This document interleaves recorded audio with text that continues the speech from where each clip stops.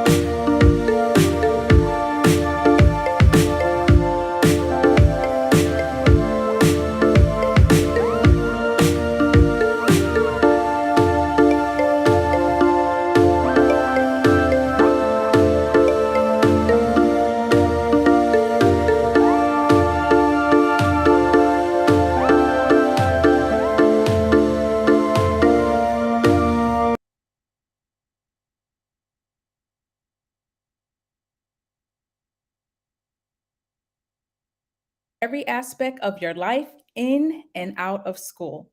I am Dr. Patrice, and today we are talking about ways to increase representation in nursing. And joining us today is Dr. Danielle McCamey, a trailblazer, a scholar, and a visionary, and the founder of DMPs of Color. Welcome, Dr. McCamey. Hey, Dr. Patrice. So excited to have you. And this is an interview I've been waiting quite some time for. So let's just get started. Tell us a little bit about your background as a doctor of nursing practice and how you started DMPs of Color. Excellent. Well, I just want to first say thank you so much for the invitation to share this time, space, and energy with you. It's always an honor and privilege to connect with you, and to everybody out there. Hey, y'all. So I received my doctorate in nursing practice in 2017 at Georgetown University. And I'm postmasters. So I had been practicing as a nurse practitioner for about 5 years before I was, it was highly encouraged that I go back because I wasn't a believer in the DNP degree. I am an acute care nurse practitioner. So at the time, I was extremely comfortable in my practice. I didn't really see the value in going back to get my doctorate. And one of my mentors at the time, Dr. Bim Akintade, what's up, Bim? We were on a night shift in one of the ICUs. We called it the CIVR, which is the cardiovascular recovery room. And at the midnight hour, when everything was just kind of going crazy, we had this moment of calm. And he's like, you need to go back and get your doctorate. And I'm like, you have lost your mind, but no. And that was the seed that was planted. And then over time, I marinated on it and applied. And then Georgetown at the time, when I applied for a second round, because the first round, they got rid of a program that I wanted to go to. But anyways, they offered a scholarship. And I said, well, who am I to deny them the right to pay for my education? So I went on a full scholarship to obtain my DNP. And I always tell people this: ever since I received my diploma, my career has completely skyrocketed.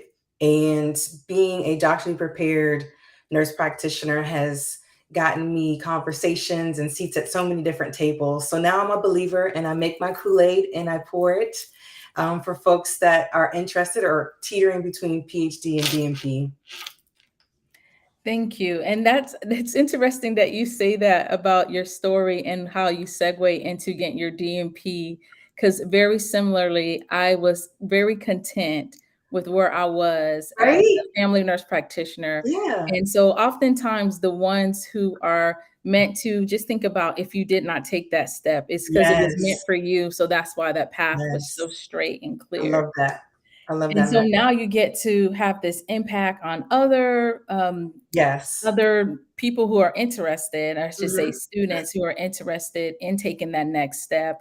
And Yes. so I wanted to just backtrack just a little bit as Mhm. far as how with representation, because Yes. at Georgetown, tell us a little bit, because I know some of the story of it and Yes. how you started the Facebook group as a form of mentorship and encouragement.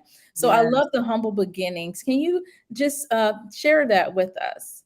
Yeah, definitely humble beginnings because in my cohort at the time, I was the only Black woman. And our community, we're kind of used to being the only one in some of these spaces. But for me, I just felt like I had to get it right. It's like I was the first in my family. I really need to be successful, but I don't know how to be successful because I don't have any resources internally. And then advancing in that environment, it's kind of like you have to, I don't want to say fake it till you make it, but essentially fake it till you make it. And so I Yeah. really wanted a community that could support, that I could lean on and trust and feel comfortable being vulnerable. Like, I don't know what's going on. What's a lit review or how to make this Pico question. Yeah. So the Facebook group was the beginning of this movement. People are calling it a movement of today of just support, resources. Mhm. I call it our community provides the secrets to the game Yep. because it is a game, and a lot of times those secrets aren't shared if you're not part of certain circles or certain networks. And what I'm finding as we continue to grow organically, having your doctorate really places a huge amount of status, prestige, and power in our community, which only strengthens our network. And because we have that commonality of lived experiences, and a lot of them have been grounded in being the only one or the first, we feel that need and that pull to really, really support each other. And it's been such a powerful, amazing experience as we've been growing and networking and really elevating this body of scholars that, to be honest, there's no other organization that's frontward facing specific to doctorally prepared nurses, DNP prepared nurses. Absolutely. And one of the things that I love the most, of course, as a writer myself, how much you push that publication, the path to Yes, publication is, I believe, is what you call it. Because the thing is, the one of the biggest ways you can amplify your voice and have the greatest impact is to contribute to the body of knowledge, contribute absolutely. to the nursing science, whether it's PhD, but Mhm. specifically, of course, this is DNP. And so I really love that fact as far as just it's really about you pave the way and then Yes. individuals get to follow that pathway. Mhm. And from that pathway, there's been so many doors that you mentioned that have opened up. Can you Mhm. give examples to those who are tuning in today? What is waiting for them when they follow this path all the way through? Oh my goodness, the opportunities for folks that embark on the DNP journey are limitless because it's a doctorate that historically is clinical practice. We're finding it's evolving. More and more nurses are going back to pursue doctoral studies, and the DNP degree is making it more accessible to especially Black and Brown communities. And so, because of the accessibility, more and more of us are going back. It's only adding more value. It's amplifying our level of expertise and scholarship.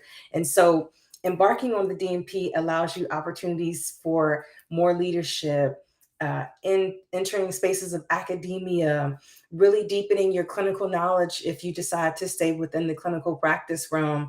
But the best thing that I love about having my DNP is the ability to have that versatility to dabble in if I want to do a little bit of translational science and QI, EBP, and even embark on the science of discovery, generating new knowledge. I have the opportunity to do so. And then also have the opportunity to stay within clinical practice. So we have um, this duality about us that we can see both sides and come up with solutions in real time. And I love that about being DNP prepared. I love that too, because it sounds like there's a lot of shaping of Yes. academia as well as practice and research. And originally, I had told you before I came up with the title for the show, I'm like, we should talk about ways to increase representation and practice and in this Yes. and in that. And then it's Yes. like, wait a minute, nursing general as a discipline, that is Yes. where the impact is. And Absolutely. then of course that impact helps with the patient community. Absolutely. And so can you, talk about the mentorship aspect of Mhm. DNPs of color? Mhm. Well, one of the beauties about being part of this community, because we're so communal and supportive, that there's a natural, organic mentorship that goes along with the community. But as we're transitioning to a membership-based association, we are being strategic about our mentorship programs that we're going to offer. The first one that we've launched last year was the Pathway to Publication, and we're going through a rebrand. It's going to be the rebrand is My DNP Manuscript Mentorship Program.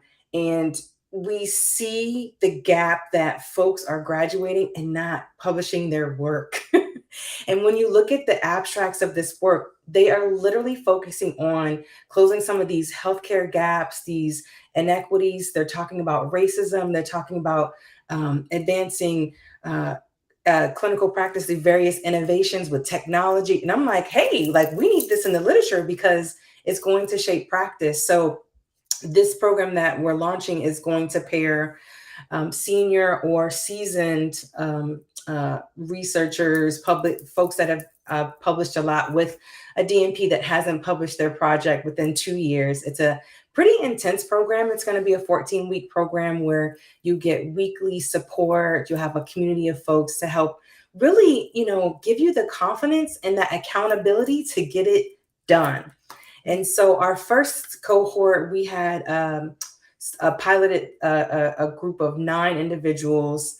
And in that 9, everybody morphed their 60 plus DNP paper into a publication ready manuscript, which was the primary goal.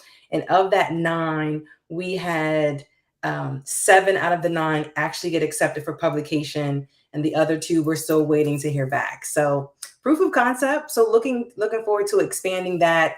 And once we become a full membership association, we'll have like the traditional professional development mentorship available as well. Kudos to you. That's a big accomplishment. That's, greater than 75% of the Yes. students who were able to successfully carry it all the way through to publication. And one of the things that I was thinking about a couple of things as you were Mhm. speaking.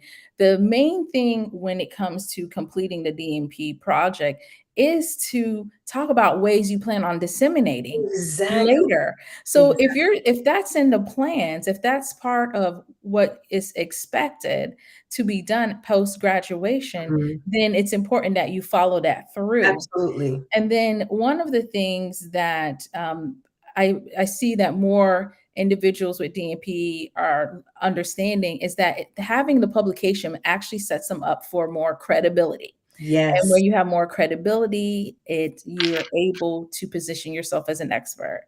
And Yep. when you position yourself as an expert, you're able to do things like consulting or Okay. subject matter expert in a Yeah. case. So that's one of the things that I've always loved about DMPs of color. And I feel like you're doing a phenomenal job. And so we have to get into the next part because you have a big event coming up. Yes, we Can you do. can you talk a little bit about the third annual DNP conference that will be held in Washington, D.C. this year? Yes, so we are entering our 3rd year of conferencing, which is absolutely amazing. The theme is calling all game changers and trailblazers. And this is essentially a continuation from last year's theme was DMPs of color changing the game and forging new paths, which essentially was a charge for folks to get to work. We know that we're going to be the only one in a lot of places and spaces, so take ownership of that and blaze that trail and forge new paths, because we know a lot of the experiences we have or the places we occupy weren't necessarily structured for our success. So a lot of times we have to take that ownership and leadership in advancing in the places and spaces. And so this year, calling all game changers and trailblazers, we want to see what work have y'all done. So we're calling y'all out to come out. We have an amazing agenda. It's going to be October 19th through the 22nd. The 19th will be our welcoming network mix and mingle, which will be heavy hors d'oeuvres, DJ, really fun. And then the education will be the 20th and the 21st at the Smithsonian Museum of the American Indian.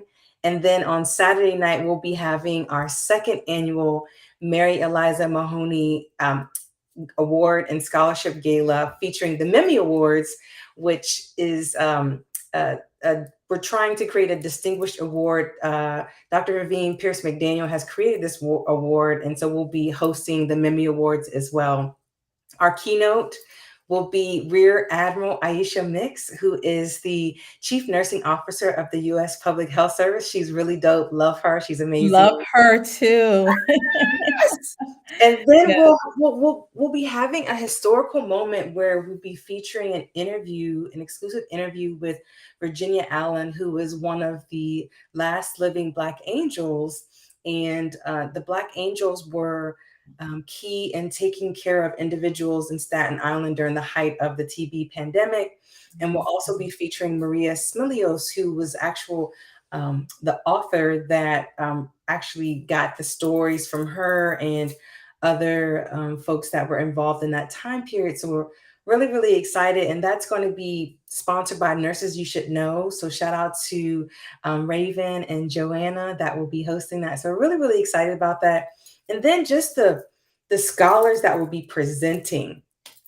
I mean, we have a really, really rich and amazing agenda that will be outstanding. You'll learn a lot, you'll connect with people, and you'll be inspired. So we really, really want to see you there. And again, you can go to our website, sign up. We would love to have you out there and connect with you. And along with that website, you all could scan the QR code and it'll take you right to the events page. And so this is great. I had the opportunity to go to the conference last year, and you presented, you're on a yeah, I panel. presented, and I wish I wasn't going to miss this one, but I'm telling you, for those who can be there, please be there. The thing is, there were so many benefits that I gained from attending last year, but the number one thing that Dr. McKamey doesn't know about that I'm going to tell you now, I feel like I gained a lifelong friend there. I was on a panel with other nurses, and I was able to connect with another nurse who has just been so she's almost like been a mentor to me, and I don't even think she knows that, but I don't want to. I'm not going to say her name right now, but I can always text you later. And so what happens is it's the camaraderie. And Mhm. even though that nurse happens to be in New York and I'm here in Atlanta, I felt like I gained someone that I could connect with. And one of the things that you and I have spoken about is having that safe space. Yes. Also, with the representation, as you encourage other nurses to Mhm. move up into the DNP role, Yep. we also know what comes, the challenges that comes along with that. Okay. So it's so important that you have a trusted friend that you could call and who's not going to judge you when you're like, okay, Yes. I'm dealing with this. And they're, Yes. just even though you don't want to say everything that comes to heart, but sometimes you need a place where you could just help someone just say, okay, Mhm. let it out. Okay, now gather your thoughts, Yes. get back out there Yes. and be great.